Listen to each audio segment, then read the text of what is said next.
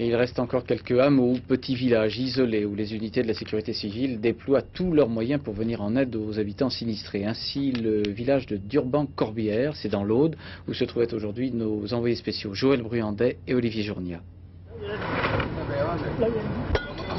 À Durban, la boue n'a épargné personne, pas même les assureurs. C'est la première fois depuis vendredi dernier que le propriétaire des lieux retourne dans son cabinet. Une visite qu'il fait en compagnie d'un détachement de la sécurité civile. À l'intérieur, les dégâts sont impressionnants. Il y a tous les dossiers, bien sûr. Bien sûr. Il y en a tout en double à Montpellier, il n'y a aucun problème. Bon, ce qu'il faut faire dans un premier temps, c'est faire venir les légionnaires pour qu'ils puissent dégager. La guerre au Kosovo, le tremblement de terre en Turquie ou les feux de forêt en Corse, cette unité de la sécurité civile a connu cette année toutes les catastrophes. À chaque fois, ils sont là pour gérer l'urgence, mais leur présence constitue aussi un soutien psychologique. Quand ils nous ont vu arriver, au début, ils voulaient rien faire, les gens. Ils bougeaient pas, ils étaient désespérés.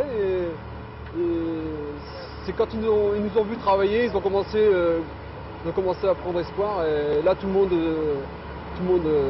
s'y est mis. Bon, ça avance, quoi. L'urgence à Durban et dans les deux villages voisins, c'est le ravitaillement de la population.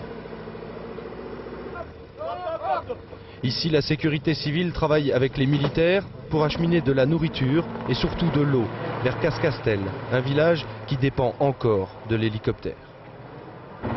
Un peu plus loin, Villeneuve-les-Corbières. Cette section a passé la journée entière dans la boue pour vider la cave d'un agriculteur. Mais les populations sinistrées le savent bien, cette présence n'a qu'un temps. On est en train de préparer l'après, parce que là on se sent entouré, on se sent aidé, et puis bon après...